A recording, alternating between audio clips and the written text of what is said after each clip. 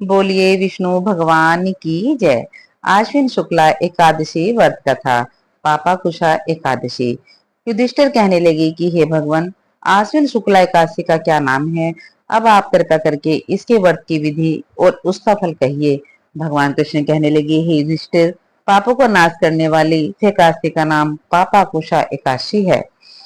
इस दिन मनुष्य को विधि पूर्वक भगवान पद्मनाभ की पूजा करनी चाहिए। यह काशी मनुष्य को मनवांछित फल देकर स्वर्ग को प्राप्त कराने वाली है। मनुष्य को बहुत दिनों तक कठोर तपस्या करने से जो फल मिलता है, वह फल भगवान गरुड़ ध्वज को नमस्कार करने से प्राप्त हो जाता है।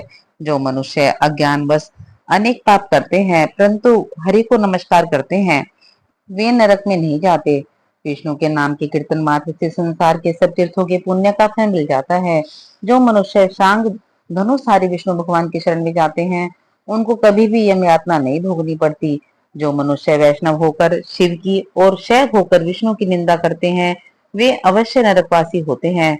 सहस्त्रों वाजपेयी और अश्वमेध यज्ञों से जो फल प्राप्त होता है, वह एकादशी के वर्ष से 16 भाग के बराबर भी नहीं होता। संसार में एकादशी के बराबर कोई पुण्य नहीं।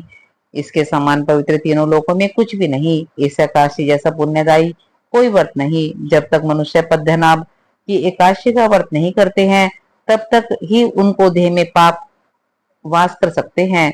यह एकादशी स्वर्ग, मोक्ष, आरोग्यता, सुंदर स्त्री तथा अन्न और धन को देने वाली है। इस एकादशी व्रत के बराबर गंगा, गाया, काशी, कुरुक्षेत्र और पुष्कर भी पुण्यवान नहीं है।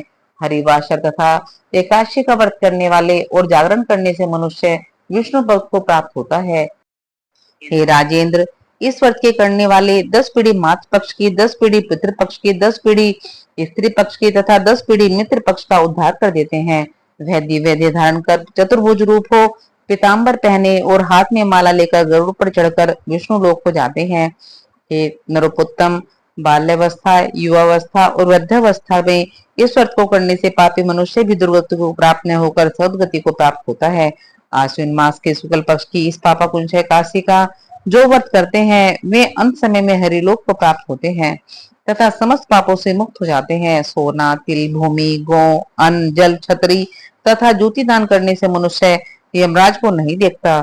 जो मनुष्य किसी प्रकार के पुण्य कर्म किए बिना जीवन के दिन व्यतीत करता है, वह लोहार की भट्टी की तरह श्वास लेता हुआ निर्जीव के समान ही है। निर्धन मनुष्यों को भी अपनी शक्ति के अनुसार दान करना चाहिए तथा धन देने वालों को सरोवर, बाग, मकान आदि बनवाकर दान करना चाहिए। ऐसे मनुष्यों को यम का द्वार नहीं देखना पड़ता तथा संसार में दीर्घायु होकर धनाढ्य, कुलीन और रोग रहित रहते हैं। हे राजन, जो आपने मुझसे पूछा वह सब मैंने आपको बतलाया। अब आपको और क्या सुनने की इच्छा है, सो कहो।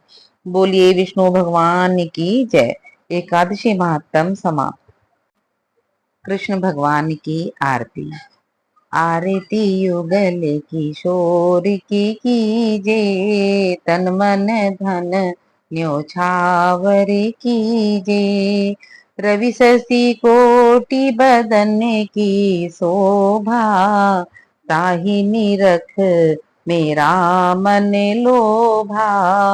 आरती युगल किशोर की कीजे, तन मन धन न्यो छावर कीजे।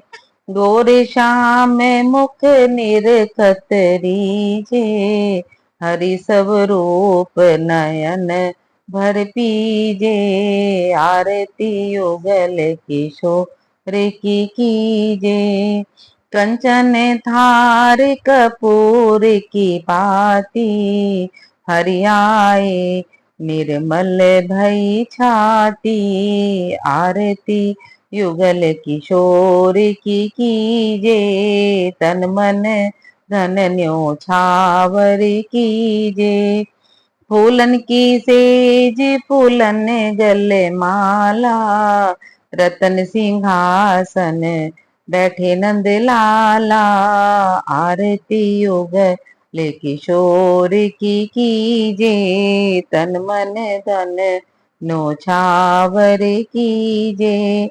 मोरे मुकुट कर मुरली सोहे, नटवर वेश देख मन मोहे। आरती युगल किशोर की कीजे, तन मन धन न्योछावर कीजे। ओढ़े नील पीत पट सारी, कुंज बिहारी गिरवर धारी। आरती करत सकल ब्रज नारी, आरती युगल किशोर की कीजे, तन मन धन न्यो छावर कीजे।